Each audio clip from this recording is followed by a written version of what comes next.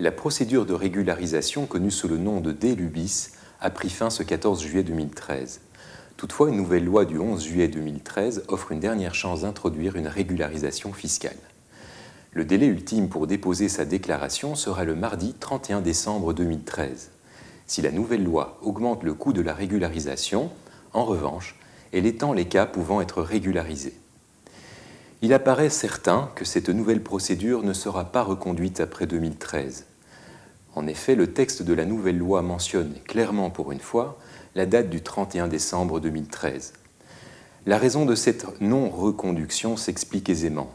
L'État belge a accordé à ceux qui souhaitent se régulariser une possibilité d'amnistie fiscale et pénale. Or, vu la prochaine transmission d'informations bancaires internationales, l'État belge n'aura plus de raison de faire de cadeaux à ceux qui ne se seraient pas encore dénoncés. L'administration aura donc, à terme, la possibilité d'identifier les contribuables n'ayant pas déclaré leurs revenus et capitaux à l'étranger. Il n'est donc pas trop tard. Il suffira de déposer sa demande de régularisation avant ce 31 décembre 2013 pour bénéficier de cette DLU terre. Et il n'y a pas de grand mystère ou de tabou à avoir. En régularisant, on l'oublie parfois, mais on ne fait jamais qu'appliquer le texte d'une loi. Ce que vous payez en définitive, c'est le prix de la liberté, de vos capitaux, la paix de votre esprit et celle de vos héritiers. Une fois régularisé, votre argent pourra être rapatrié comme vous l'entendez. Qui peut régulariser?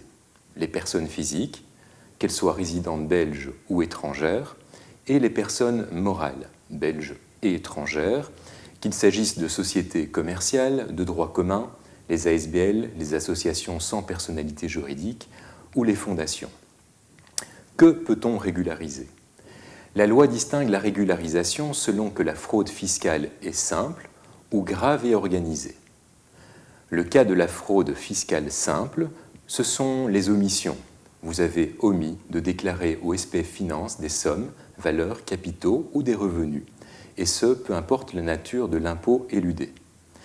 Quant à la fraude fiscale grave et organisée, il s'agit des capitaux provenant, par exemple, d'abus de confiance, d'abus de biens sociaux, d'une escroquerie ou d'un faux en écriture, par exemple. Quels sont les coûts de la régularisation? La loi vise en réalité deux situations. La première est la fraude fiscale simple non prescrite. Le coût sera celui de l'impôt éludé, auquel on ajoute une amende de 15%, et ce, peu importe l'impôt éludé. Il peut s'agir de droits de succession, du précompte mobilier, de l'impôt sur les revenus professionnels, de la TVA, etc.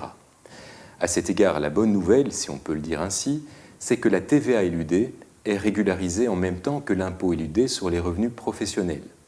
L'amende de 15% ne sera donc due qu'une seule fois sur ces deux impôts. En ce qui concerne la fraude fiscale grave et organisée non prescrite, ce sera le même principe, mais l'amende est cette fois-ci portée à 20%. Enfin, pour les cas de fraude fiscale simple ou grave et organisée, mais prescrite, il y aura un montant forfaitaire équivalent à 35% du capital généré par les infractions fiscales commises. Certains ont pensé que le fait d'avoir logé leurs capitaux dans une assurance vie étrangère leur permettrait peut-être d'échapper aux conséquences à la fraude fiscale commise. Cette affirmation est inexacte. En revanche, ils ont bien entendu la possibilité de régulariser légalement leur situation.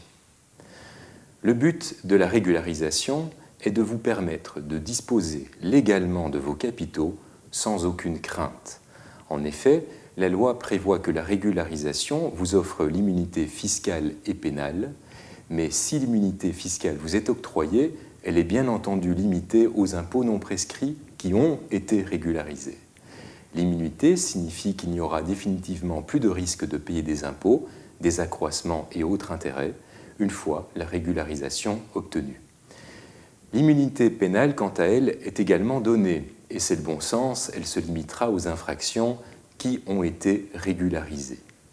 Quant à la procédure de régularisation en tant que telle, sachez qu'elle est confidentielle.